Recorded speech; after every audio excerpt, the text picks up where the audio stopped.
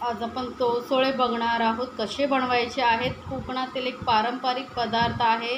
तोसोळे नेहमी बनवले जातात आणि सोबतच आपण गूळ आणि खोबऱ्याचा रस बनवणार आहोत। याबरोबर जर तुम्ही हे तोसोळे खाल्लेत तर एकदम अप्रतिम लागतील, एकदम मऊसूद। आणि हे असे तोसोळे बघा किती सॉफ्ट आहेत, एकदम सॉफ्ट आणि बनवायलाही खूप सोपे चविष्ट असे हे तोसोळे पारंपरिक पदार्थ आहेत। तर एकदा नक्की बनवून पहा।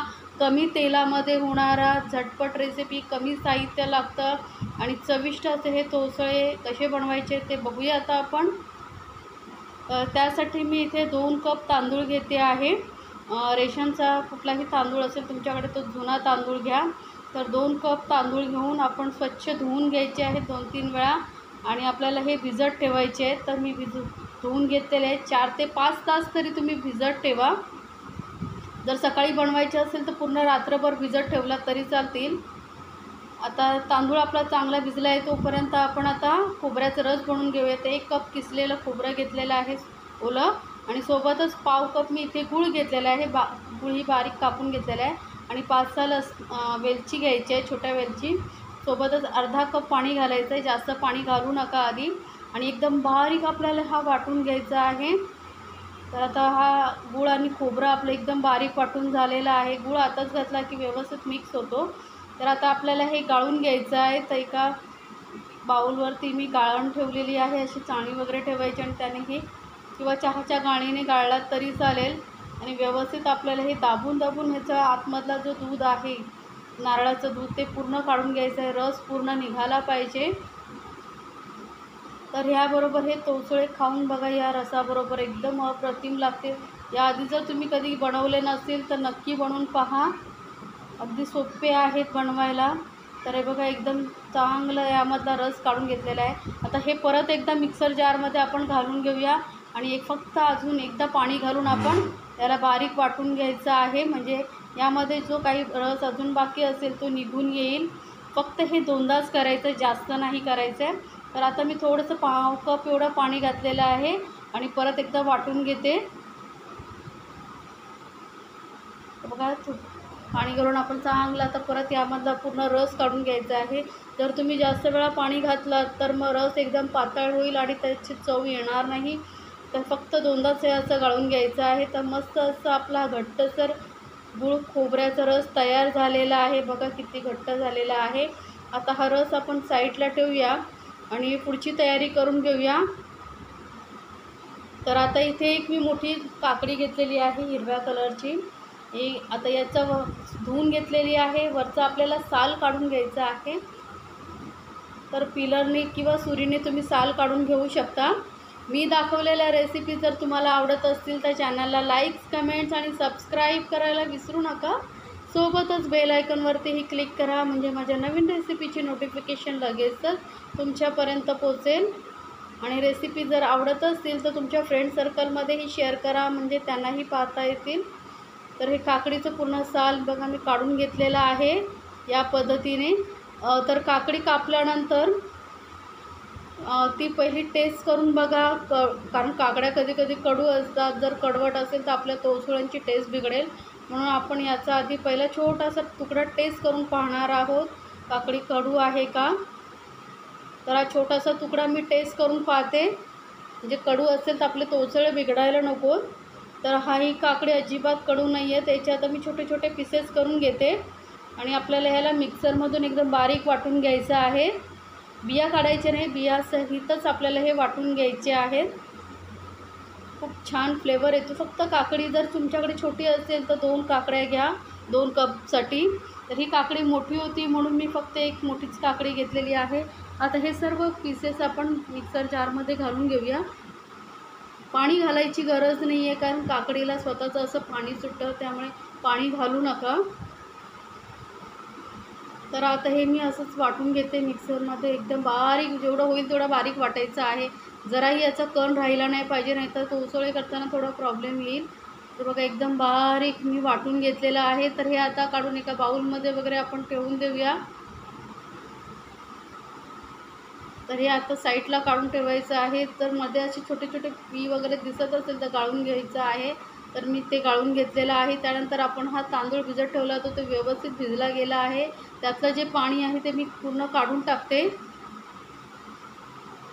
तर तांदळामधलं मी पाणी काढून टाकलेलं आहे आणि आता आपण तांदूळ वाटायला घ्यायचा आहे.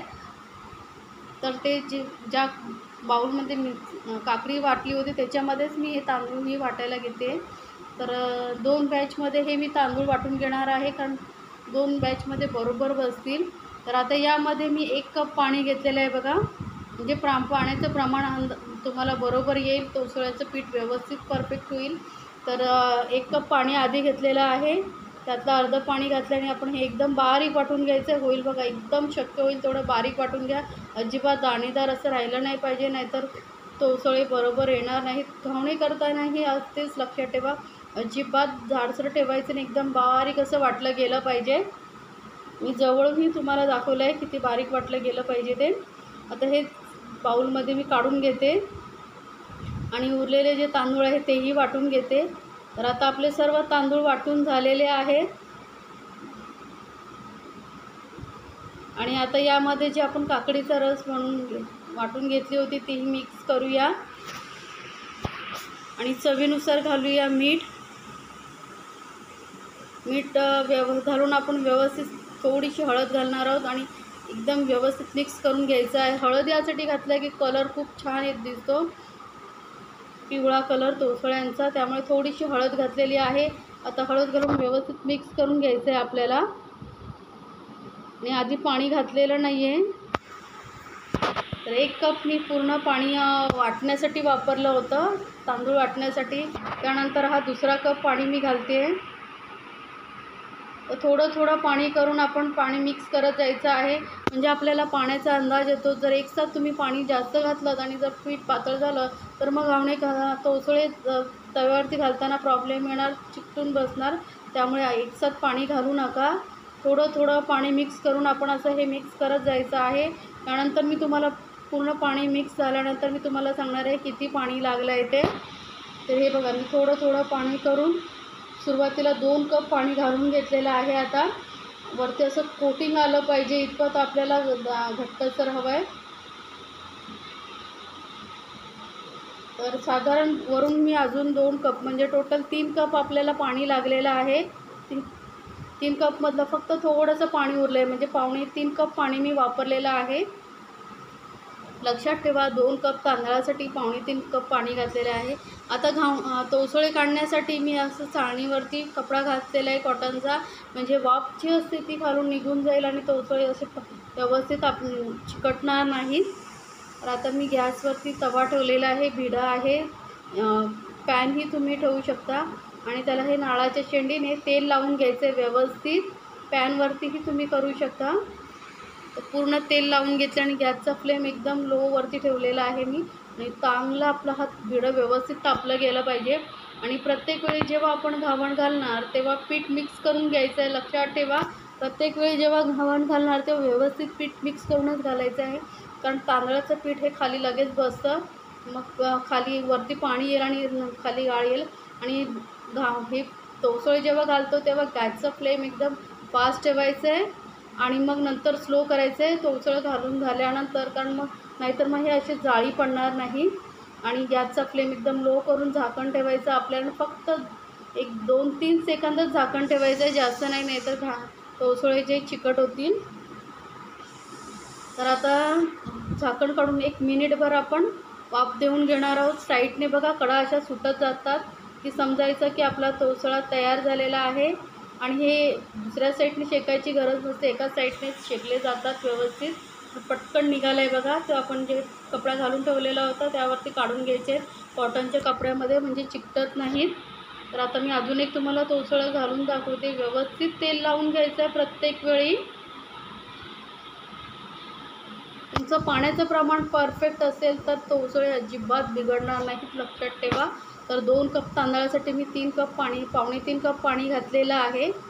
इतपतच आपल्याला पातळ ठेवायचं आहे, जास्त पातळ करू नका किंवा जास्त घट्टही करू नका, नाहीतर एकदम घट्टसर असे हे तोसळे होतील, मग त्याला टेस्ट येणार नाही तशी. आणि गॅसचा फ्लेम तोसळे घालताना हाय ठेवायचं आहे आणि नंतर तोसळे घालून झाल्यावरती लोवरती ठेवायचं आणि फक्त 2-3 सेकंदच आपल्याला वाफ देऊन घ्यायची आहे आणि पटकन झाकण काढून आपण तोसळे मिनिटभर फक्त बिना झाकणाचं वाफवून घ्यायचं आहे. 2-3 सेकंदाने मी तोसळ्यावरचं झाकण काढायला बघा. 1 मिनिटभरानंतर लगेचच साईडने कडा सुटायला लागतात, तेव्हा आपण तोसळा काढून घ्यायचा. म्हणजे साईडने जेव्हा सुटत आला तेव्हा तुम्ही समजा की आपला तोसळा तयार आहे, काढायला पाहिजे. तर बघा व्यवस्थित असे हे तोसळे मी बनवलेले आहेत, तर तुम्हीही नक्की बनवा आणि मला कमेंट्समध्ये सांगायला विसरू नका तुम्हाला ही रेसिपी कशी वाटली. आणि अशा छान छान रेसिपीसाठी चॅनलला सबस्क्राईबही करायला विसरू नका. सोबतच बेल आयकॉनवरती क्लिक करा, म्हणजे माझ्या नवीन रेसिपीची नोटिफिकेशन लगेचच तुमच्यापर्यंत पोहोचेल. एकदम मऊ होतात हे तोसळे, खूप चविष्ट लागतात, बनवायला सोपे, चविष्ट, हेल्दी ब्रेकफास्ट रेसिपीही म्हणू शकता. सकाळी तुम्ही ब्रेकफास्टसाठी बनवू शकता. सकाळी बनवायचे असतील तर मग रात्री तुम्ही तांदूळ भिजत घाला आणि सकाळी बनवा. हे गरमागरम चहाबरोबरही खूप छान लागतात तोसळे.